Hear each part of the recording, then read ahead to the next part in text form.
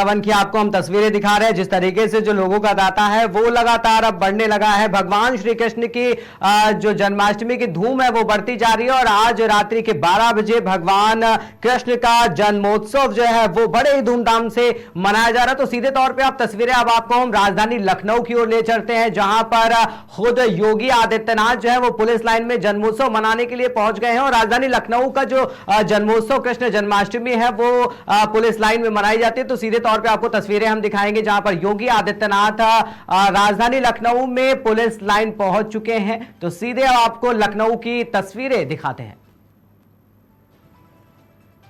जीवी जीवों से क्या मिट पाएगा, आज इनको स्वयं अपने कृत्यों पर लज्जित होना चाहिए।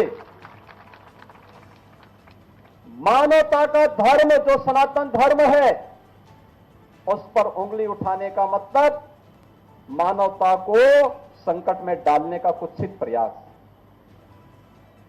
याद करिए, दुनिया की कौन सा ऐसा मत, मजहब और संप्रदाय है जिसको उसके संकट के समय पलक पावड़े बिछा करके उसके स्वागत के लिए सनातन धर्मावलंबियों ने उनकी सुरक्षा और उनके संरक्षण का कार्य न किया हो। हमने कभी नहीं कहा कि हम विशिष्ट हैं।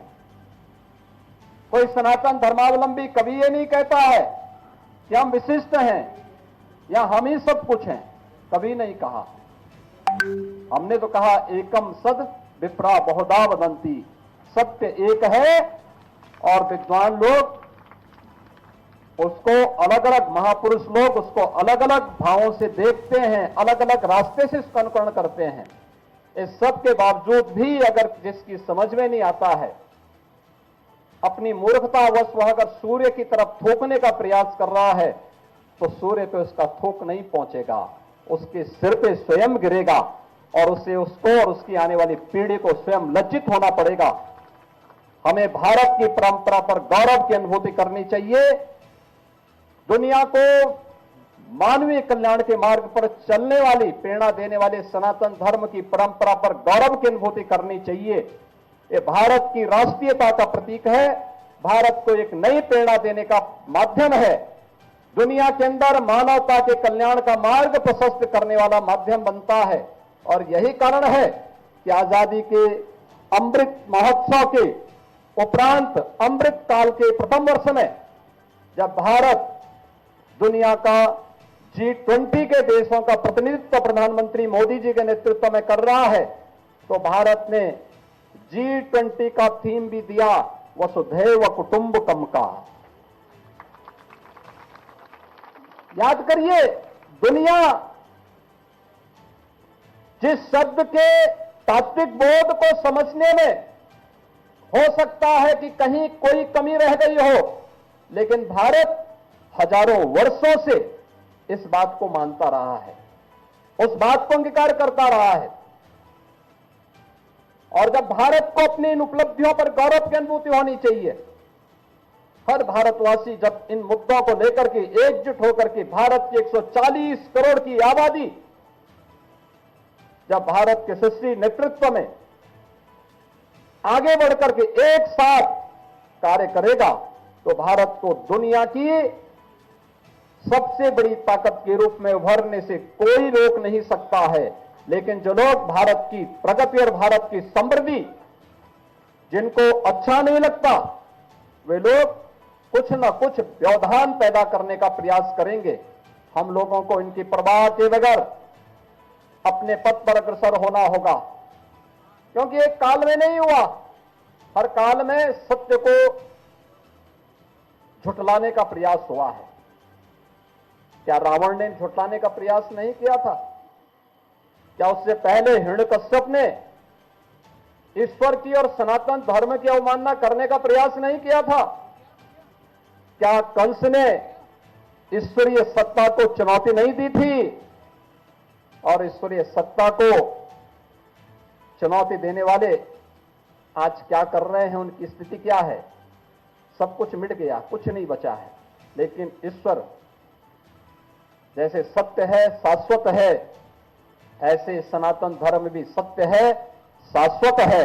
हमें सत्य और शाश्वतता को सदैव अंगीकार करके सकारात्मक भाव के से आगे बढ़ना चाहिए।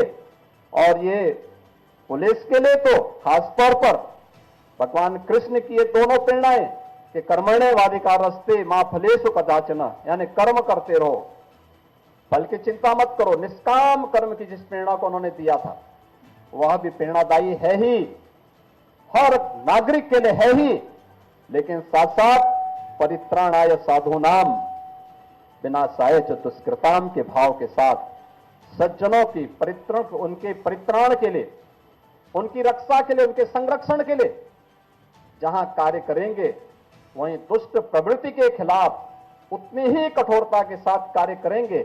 और उत्तर प्रदेश जैसे राज्य में पुलिस ने भगवान श्री कृष्ण के इन सभी उपदेशों को अंगीकार करते आज उत्तर प्रदेश के परसेप्शन को बदलने में बहुत बड़ी भूमिका का निर्वहन किया है। आज इसी का परिणाम है, एक वर्ष में 31 करोड़ पर्यटक उत्तर प्रदेश में आते हैं। देश के सबसे बड़े इन्वेस्टमेंट के डेस्टिनेशन के रूप में उत्तर प्रदेश आज देश के अंदर उभरता है और उत्तर प्रदेश के बारे में लोगों की धारणा बदल चुकी है। अब लोग ये मानते हैं कि उत्तर प्रदेश देश के अंदर सबसे अच्छी प्रगतिवादी करने वाले राज्यों में है, अग्रणी राज्यों में उत्तर प्रदेश की गिनती हो रही है। ये इन्हीं ईश्वरीय अवतारों की कृपा है, उन्हीं की प्रेरणा है और वही प्रेरणा है जिसके कारण 500 वर्ष पहले अयोध्या में कभी किसी कालखंड में अगर किसी ने हमारे सनातन को अपमानित करने का प्रयास किया होगा, फिर से सनातन खड़ा हुआ तो अयोध्या में भगवान राम के भव्य मंदिर के निर्माण का मार्ग प्रशस्त हुआ, तो काशी में काशी विश्वनाथ धाम पूरी दुनिया को अपनी ओर आकर्षित कर रहा है। आज श्री कृष्ण जन्माष्टमी है, हम सब भगवान श्री कृष्ण के इन भावों को अंगीकार करें, सकारात्मक रूप से आगे बढ़ें, मानवता के कल्याण के मार्ग में जहां कहीं कोई बाधा हो, कोई बैरियर हो, उसको हटाने के लिए अपनी सकारात्मक ऊर्जा का उपयोग करें। इस विश्वास के साथ मैं आप सबको श्री कृष्ण जन्माष्टमी की पूरे प्रदेश वासियों को हृदय से बधाई देता हूं, अपनी शुभकामनाएं देता हूं और विश्वास व्यक्त करता हूं कि भारत की परंपरा हम सबको सदैव एक सकारात्मक भाव के साथ जुड़ती है। उस सकारात्मक भाव के साथ हम आगे बढ़ेंगे। आप सबके प्रति मेरी शुभकामनाएं। धन्यवाद। जय हिंद।